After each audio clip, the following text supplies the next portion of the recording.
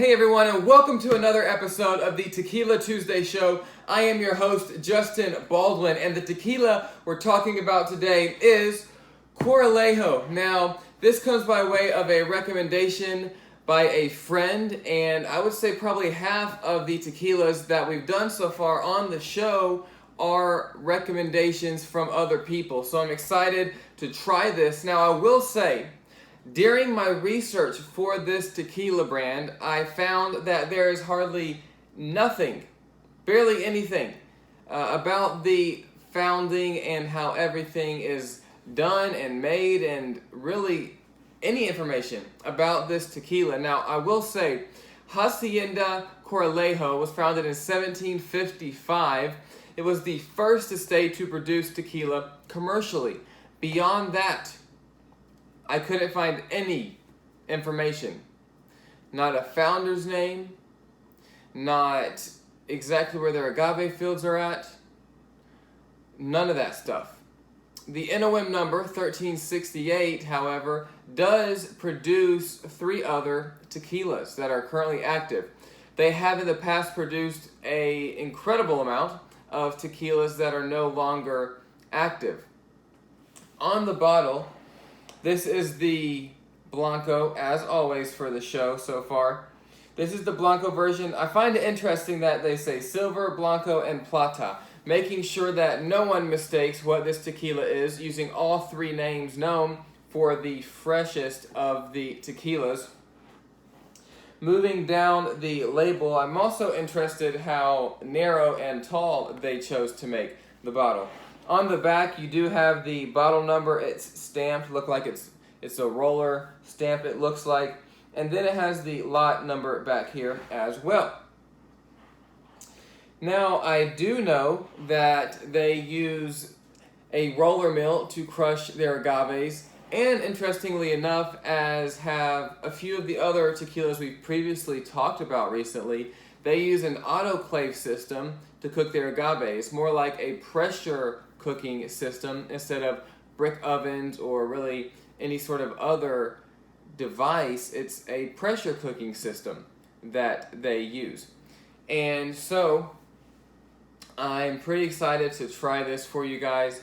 Thank you so much for following along. Thank you so much for your continued suggestions for tequila. And I'll even say this.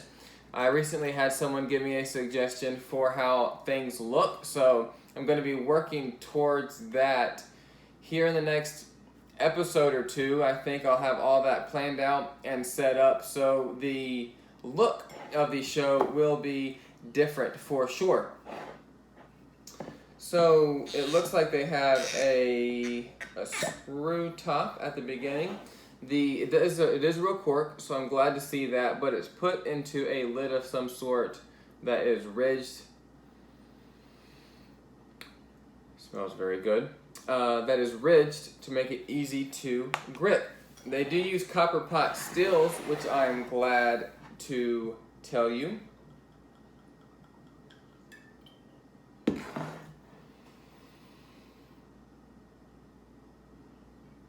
Ooh, there's something interesting on the tail end of this. Hold on.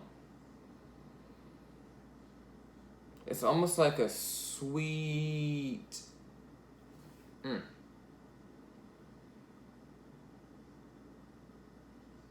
Yep, that's definitely chocolate.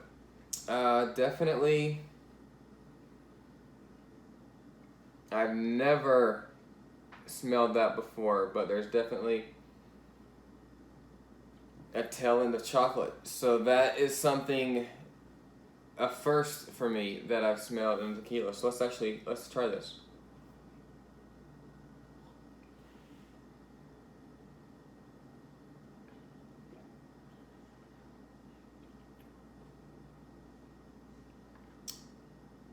Not too strong. Has a really good flow and finish to it.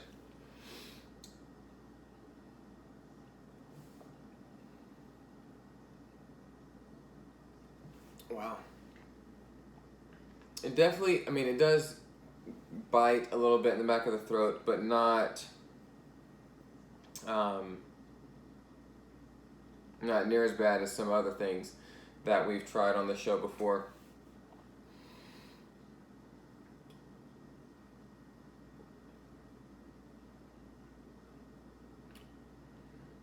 Pepper, a little bit of alcohol, maybe a little bit of tropical, but very, very, very little, if at all. But pretty good.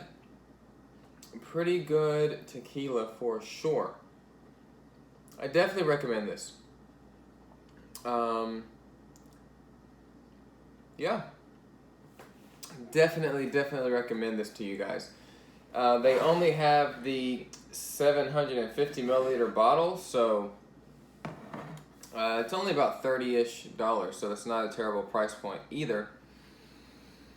But thank you guys for the engagement. Thank you for the comments, the suggestions, whether it's the format of the show, how everything looks, tequilas to try and test out.